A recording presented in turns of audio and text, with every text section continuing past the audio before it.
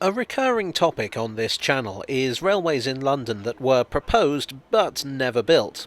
A lot of these were suggested in the early 20th century or mid-19th century periods of expansion before the present network of lines was set in place. Today's proposal is rather more recent, only being put forward in 2014, a line that would have encircled the city. With this line, it would have been possible to travel from Norbiton to Norwood, from Whaddon to Neasden, from Abbeywood to Cricklewood. It was known as the R25, and the big question we have to ask is, was it serious? The proposal was announced by then Mayor of London, Boris Johnson. It was revealed as part of the London Infrastructure 2050 plan when Mr. Johnson visited the site of the new Barking Riverside development. A map was produced which gave a basic outline of the suggested route, and I'm afraid this is the best quality version I could find. I should note that the plan only gives this as an indicative network and doesn't say that this would definitely be the route, but it's the best we've got for now, at least officially speaking. North of the river, the line would run from Hounslow up through Old Oak Common, Neasden, West Hampstead, Haringey, Walthamstow, Queen's Road to Barking. Crossing the river, it would split into two. The northern branch would go via Lewisham, Peckham Rye and Wimbledon. From there, the two lines would reunite and cross the river once more, and we would find ourselves back at Hounslow. Citymetric came up with a much more comprehensive map outlining all the stations as they see it. Here it is. Pause the video if you'd like a closer look. It is to this map that we will be turning a lot in this video.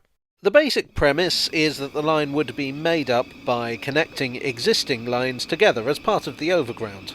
The existing lines in question, starting in Wimbledon, would be the South Western Main Line, the Kingston Loop, the Hounslow Loop, the connection between Brentford and South Acton, the North London Line, the Neasden Spur, the Dudding Hill Line, the Thameslink route out of St Pancras, the Gospel Oak to Barking Line, the main line out of Fenchurch Street, the North Kent Line, the Sutton and Mole Valley Line, the Dartford Loop, the main line out of London Bridge, the Bromley South Line, the Crystal Palace Line, the Beckenham Junction Line, the Greenwich Park Line, and the Thameslink Sutton Loop. It would also require an entirely new section from Barking Riverside to Abbey Wood. Now all of that sounds very complicated, but I am, in fact, simplifying matters. Some of these lines would be used more than once.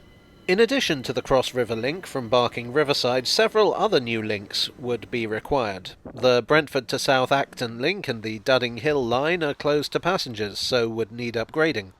Many of these lines, particularly if we take the Citymetric map as gospel, do not have connections where the plan needs them to be.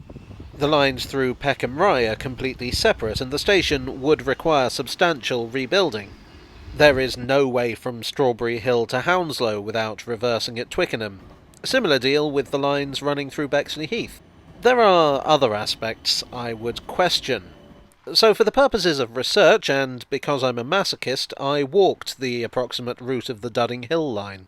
In the R25 plan, this section would include stations at Neasden and Harlesden, which gives me pause. The Dudding Hill line has two closed stations, the one at Harlesden and this one at Duddon Hill. The station at Duddon Hill opened with the name Dudding Hill for Willesden and Neasden, so I think it's reasonable to assume that this is where the projected Neasden station would be. But does it really make sense to call it Neasden when there's another Neasden station that actually isn't very nearby? I think it would be better to go back to Duddon Hill. Unless the idea was to build the station here, much closer to Neasden Tube Station, but still not a decent interchange. Harlesden would also be duplicating another station name, made even more confusing by the fact that the current Harlesden station is also on the overground. The overground is hard enough to figure out without duplication. By the way, I know I'm saying Duddon Hill for the place and Dudding Hill for the line. For some reason, rail enthusiasts say Dudding Hill even though the place name has long since changed. It doesn't make sense to me, but there you go. There are aspects of the project that I think are a good idea. The lines in southeast London are a mess due to being built by two competing companies, the South Eastern Railway and the London Chatham and Dover Railway, who cared more about getting one over on their rivals than actually providing a useful service. I certainly think the Barking Riverside to Abbey Wood link would be a good thing, because it would finally give Thamesmead its own station. The areas served by the Dudding Hill line are far more developed than they were when the stations were closed, so there's potential for more passengers in the 21st century than at the end of the 19th. But of course there's a big difference between useful and practical. Several of the sections of track required are already very busy and very complex, without introducing more trains and additional branch lines. Orbital railways bring specific problems to be overcome, namely, what happens if something goes wrong? The reason the Circle line goes out to Hammersmith, and the reason the overground orbital route splits at Clapham Junction and Highbury and Islington, is that it allows recovery time to be written into the timetable where the line ends. If a line just goes round and round, any delays will have a knock-on effect for potentially hours. When the route includes busy lines like the South Western, South Eastern and Tilbury main lines, the possible pitfalls almost don't bear thinking about. I think we have to assume that the R25 wouldn't be a true orbital, but would split like the current overground. Perhaps splits could be put in at places like Twickenham or Peckham Rye, avoiding some of the new connections. The general consensus among amateur enthusiasts and experts alike seems to be that the idea was not really thought out. I don't want to get too political here, but let's face it, Boris Johnson does have a tendency to just say things without being able to follow through. While I've questioned the City Metric version of the route, that's not a criticism of City Metric, but of the original vague specifications they were working from.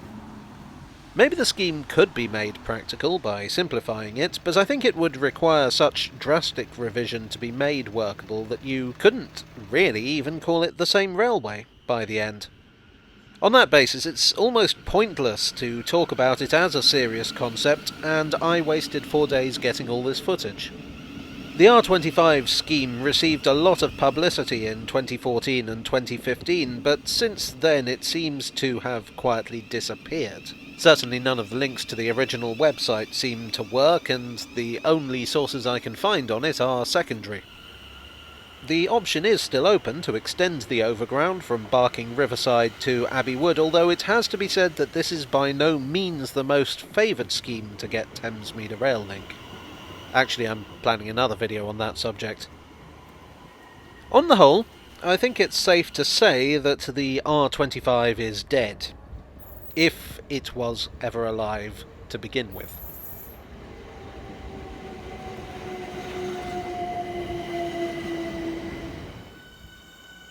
Hello, I hope you enjoyed today's video.